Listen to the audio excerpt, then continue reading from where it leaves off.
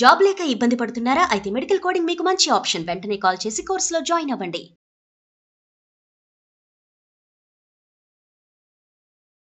నమస్తే రమగారు. నమస్తే జయ. రమగారు, చేస్తే భగీరథ ప్రయత్నం చేయాలంటారు కదా, అసలు అంటే ఏంటండి? భగీరథుడు అంత పెద్ద ప్రయత్నాలు చేశాడా? చాలా పెద్ద ప్రయత్నం చేశాడు భగీరథుడు. ఎవరు అసలు ఈ భగీరథుడు? బోల్డంత ఏంటి కథ ఆయన చెప్పాలి కథ? దానికి. ఆయన మీద చాలా కథ చెప్పాలి జయ. ఆహా. మనం రకరకాల పనులు చేస్తాం, కొన్ని మొదలుపెట్టి మానేస్తాం, కొన్ని కొంతవరకు చేసి మానేస్తాం, కొంతసార్లు చివరి దాకా వచ్చాక కూడా ఏముందిలే అని కూడా మానేస్తాం. ఫలితం వచ్చే వరకు పని చేయటం ఎంతకాలమైనా బట్టిని ఏమైనా అయిపోయినాయి, దాన్ని భగీరథ ప్రయత్నం అంటారు. ఓకే. మనం నువ్వు గుర్తు చేసుకో, మనం కూడా ఎన్నెన్ని పనులు ఎన్నెన్ని రకాల అమ్మో. ప్రయత్నాలు. ఆవిడ ఎవరితో ఇంటర్వ్యూ చేసాం, ఆవిడ 10 రకాల వ్యాపారాలు చేశానండి. చివరికి ఎక్కడో ఒక చోట సక్సెస్ కుదిరింది ఆవిడకి. దాన్ని భగీరథ ప్రయత్నం అంటారు. ఒక్క చోట ఎక్కడైనా మనం మొదలుపెట్టిన పనిని చిట్ట చివరి దాకా, అది అసాధ్యమైన వ్యవహారాన్ని సుసాధ్యం చేసే వరకు ప్రయత్నం చేయటాన్ని భగీరథ ప్రయత్నం అనాలి. ఈ భగీరథుడు మహారాజు, ఓకే, రాజు. ఆయన రాముల వారికి ముందు తరాల్లో వాడు. ఇది రామాయణాంతర్గతంగా మనకి కనపడుతుంది. బాలకాండలో భగీరథుడి కథ కనిపిస్తుంది. విశ్వామిత్రుడు రాముడికి లక్ష్మణుడికి వాళ్ళిద్దరిని తీసుకెళ్తాడు కదా అడవిలో, మన యాగ సంరక్షణార్థం తీసుకెళ్తాడు. వాడు 12-14 ఏళ్ల పిల్లలుగా ఉన్నప్పుడు, సీతా కళ్యాణానికి ముందు. అప్పుడు గంగా నదిని దాటుతున్నప్పుడు ఈ గంగ భూలోకంలోకి ఎలా వచ్చింది, మీ వంశం వాడే అని చెప్పి ఇక్ష్వాకు వంశానికి చెందినటువంటి భగీరథుడు గంగని, స్వర్లోక గంగ, స్వర్గంలో ఉండేటువంటి గంగని, వియద్గంగని కిందకి తీసుకొచ్చాడు, భూలోకంలోకి తీసుకొచ్చాడు. స్వర్గలోకంలో ప్రవహించే గంగా నది భూలోకం గుండా ఆ తర్వాత పాతాళ లోకంలోకి కూడా ప్రవేశించేలాగా చేశాడు. త్రిపథగా అంటారు. త్రిపథగామిని గంగ 3 దారుల్లోనూ ప్రవహిస్తుంది.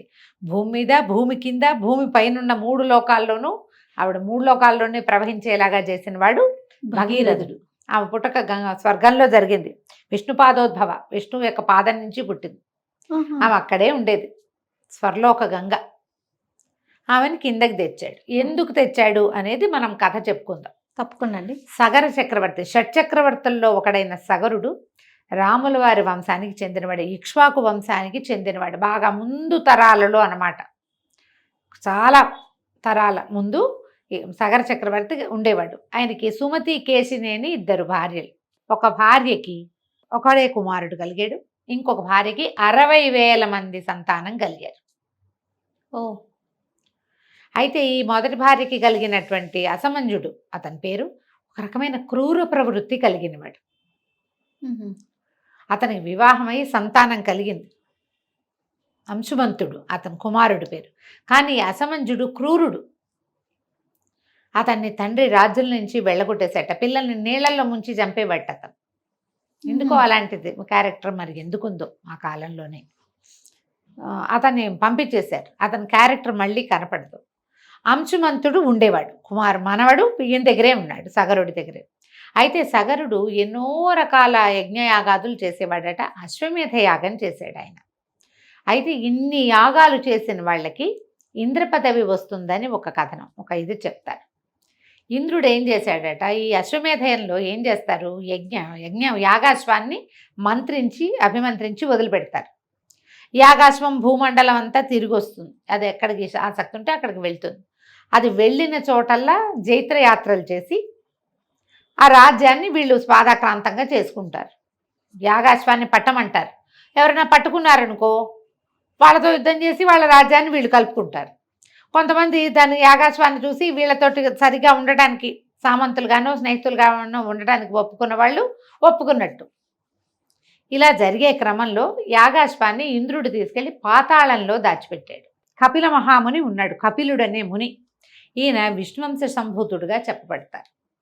పాతాళంలో ఒక చోట ఆయన ఒక గుహలో తపస్సు చేసుకుంటూ ఉంటే అక్కడ ఈ యాగాశ్వాన్ని తీసుకుపోయి వదిలిపెట్టాడు.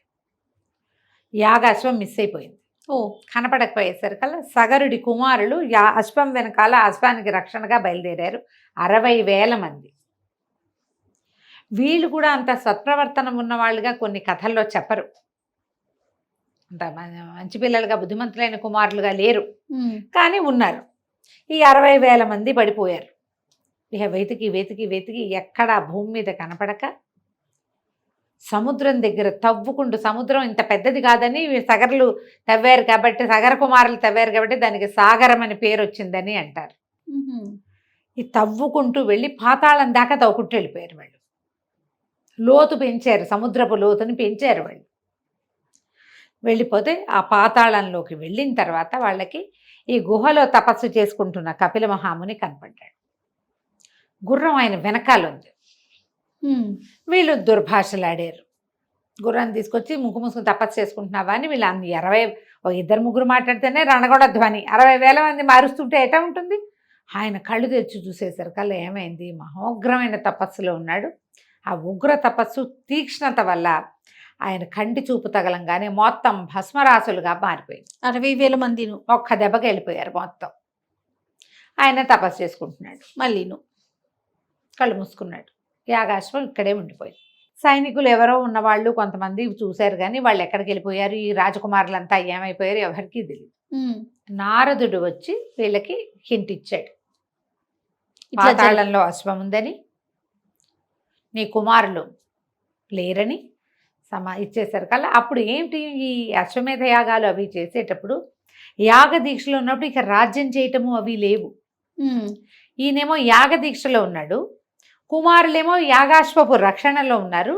మనవడైన అంశుమంతుడు యువరాజుగా రాజ్యపాలన చేస్తున్నాడు, రాజ్యాన్ని రక్షిస్తున్నాడు.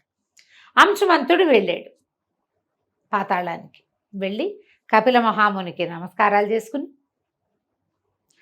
ఈ బూడిదుగు బుట్టలని ఏమిటి, ఎందుకు నా పెంతండ్రులు ఇట్లా అయిపోయారని బతిమలాడి అడిగితే ఆయన ఏం చెప్పారంటే, ఇలా మరి నా కంటి చూపుతోటి పోయారు వీళ్ళు, ఆకాశం నుంచి స్వర్లోక గంగని గనక తెచ్చి ప్రవహింపచేస్తే వీళ్ళకి ముక్తి లభిస్తుంది, బతికిరారు ముక్తి, వీళ్ళకి మోక్షం దానివల్ల లభిస్తుంది.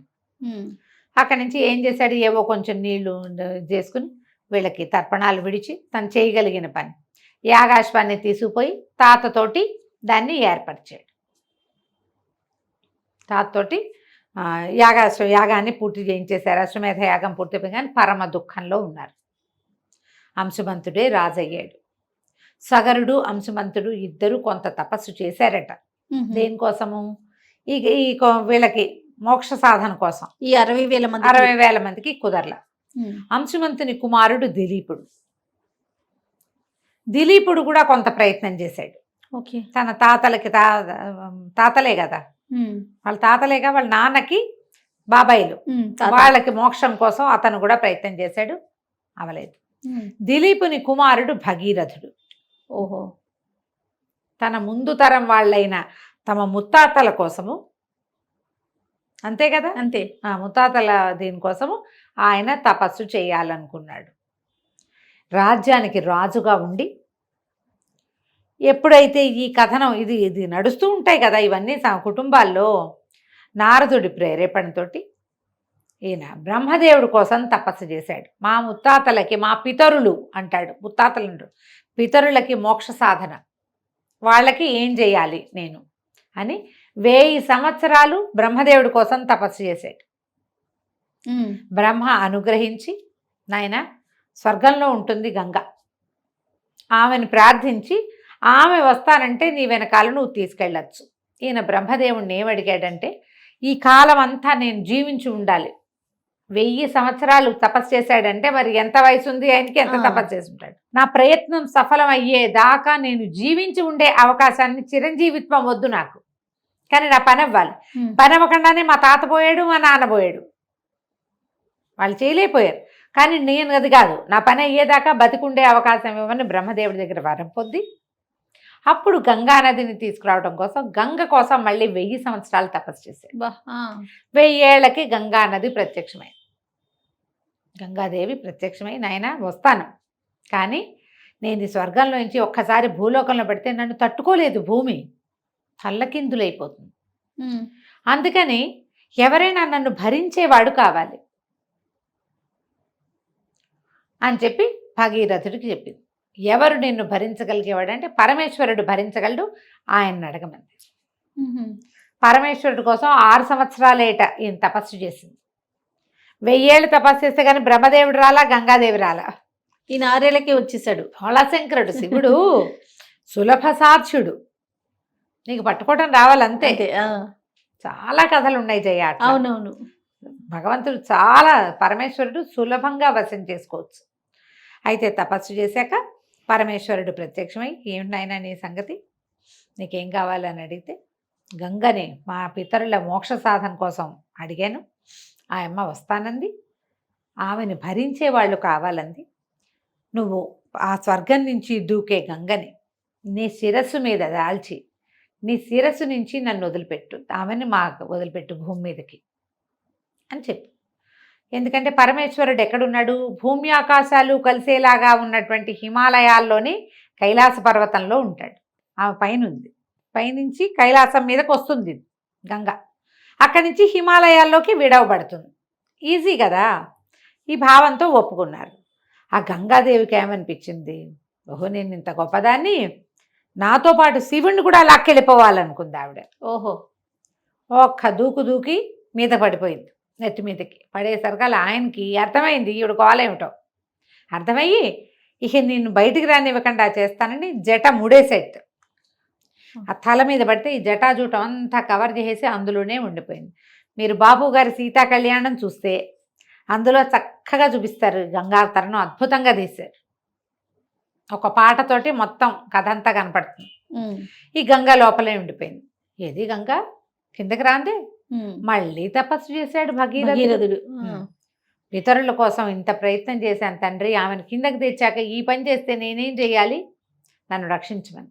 అప్పుడు ఆయన ఏం చేశాడట, ఒక్క పాయ తీసి వదిలిపెట్టాడు, పూర్తిగా వదలక. అబ్బే ఆ పైనే ఉంది, ఆయన నెత్తి మీదే ఉంది. ఆ కిందకి వచ్చి బిందు సరస్సు దగ్గర వదిలిపెట్టబడింది. అక్కడి నుంచి వచ్చి ఇక్కడ దేవప్రయాగ దాకా వచ్చినటువంటి దాన్ని, ఆ గంగని భాగీరథి అంటారు. భగీరథుని వల్ల భూలోకానికి వచ్చింది కాబట్టి ఆమెకి భాగీరథి. అక్కడి నుంచి ఆయనతో పాటు నేను ఎక్కడికి రావాలంటే, నేను రథం అవుతుంది, నేను వెళ్తాను, నా వెనకాల రమ్మన్నాడు. ఈయన రథంతో ముందుకెళ్తుంటే ఆయన వెనకాల ప్రవహిస్తూ వెళ్ళింది. ఇప్పుడు ఆ గంగకి ఒక రకం, నీటికి ఒక రకమైన ఉద్రేకం ఉంటుంది. దేని మీద ప్రవహిస్తే దాన్ని లాక్కెళ్ళిపోతుంది, అద్దు ఆపు ఏం ఉండదు. అవును, ఆ తీరు కదా, నీటి తీరు, అది గంగానది యొక్క తీరుగా చెప్తారు. వెళ్ళేటప్పుడు ఏం చేస్తుంది, జన్మ మహర్షి ఆశ్రమం ఉంది, ఈయన మా ఆశ్రమం పక్క నుంచి రథం వేసుకు వెళ్తే ఆశ్రమాన్ని ముంచెత్తేసుకుంటూ వెళ్ళింది గంగ. ఇప్పుడు నీకు ఎట్లా అంటే, ఓ సన్న పాయ అనుకో, ఏదో చిన్న పిల్ల కాలవ, పైనుంచి పరమేశ్వరుడు శిరస్సు నుంచి విడుదలైంది, అది ఎంత ప్రవాహము, దాని కష్టం కాదు. జన్మ మహర్షి ఆశ్రమం మొత్తాన్ని తుడిచిపెట్టేసింది. పెట్టేసరికి ఆయన కోపం వచ్చింది, ప్రవాహం మొత్తాన్ని ఒక ఇట్లా పుడిచిట పట్టి ఇట్లా పట్టుకుని తాగేసేట మొత్తం. ఈయన మళ్ళీ చూసుకున్నాడు, గంగేది సడన్గా మాయమైపోయింది. తన వెనకాల వస్తున్న మహోగ్ర ప్రవాహం, పెద్ద మోత, నీళ్ళు వస్తుంటే ఎలా ఉంటుంది, దాంతోపాటు ఎన్నో మొసళ్ళుట, చేపలుట, కప్పలుట, ఏమిటోట, ఇవన్నీ వస్తున్నాయి నత్తగుళ్ళలతో సహా. మొత్తం ఆగిపోయినాయి, ఏమీ లేవు. ఈయన వెనక్కి తిరిగి చూసుకుని మళ్ళీ జన్మ మహర్షి పాదాలు పట్టుకుంటే చెవిలో నుంచి వదిలిపెట్టేట ఆయన ఆ ప్రవాహం మొత్తాన్ని. అది ఏ వైపుకి వెళ్తే ఆ వైపున ఉన్నటువంటి ప్రతి భూమి పవిత్రమైంది, ప్రతి భూమి సారవంతమైపోయింది. సంవత్సరాలుగా నీళ్లు లేని ఆ భూములన్నీ కూడా అద్భుతంగా సారవంతంగా అయినాయి. వాళ్ళందరూ అద్భుతమైన ఇదనమాట. దేవతలు కూడా వాళ్ళ వెనకాల పడి వస్తూ చూస్తున్నారు ఎక్కడెక్కడికి వెళ్తోంది. ఇక్కడి నుంచి ఏం చేశాడు ఇతను, ఈ జన్మ మహర్షి ఆశ్రమంలో నుంచి ఆయన చెవిలో నుంచి బయటకు వచ్చింది కదా, ఆమెకి జాహ్నవి అని పేరు వచ్చింది. ఆ జాహ్నవి అంటారు. జాహ్నవి అంటే అది ఏంటో కాదు, ఈవిడే గంగా. జన్మ మహర్షి ఆయన పేరు జాహ్నవి. అక్కడి నుంచి బయటకు వచ్చాక ఏం చేశారు, ఈయన పాతాళం వైపుకి తీసుకెళ్ళాడు. ఆ పాతాళం లోపల కూడా ప్రవేశించి ఈ 60,000 మంది బూడిదరాసుల మీదకి ప్రవహించి వాళ్ళందరి ఆత్మలు అక్కడి నుంచి లేచెళ్ళటాన్ని చూశాడు. అతను ఆ గంగా నదితో తర్పణాలు విడిచాడు. ఆ నీళ్లతోటి, నీళ్లు ప్రవహించడం వల్ల బూడిద కలిసిపోవటం కాదు అక్కడ జరిగింది, అది ఒకటే కాదు. ఈయన కిందకి ప్రవహించిన గంగా నదితోటి తర్పణాలు విడిచి తన పితరుల రుణం తీర్చుకున్నాడు.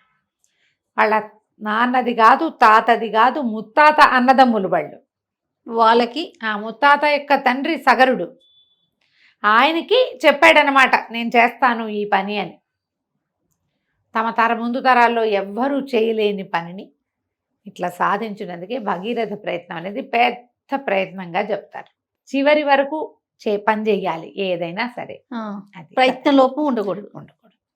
చాలా బాగుంది రమగారు. నమస్తే. నమస్తే.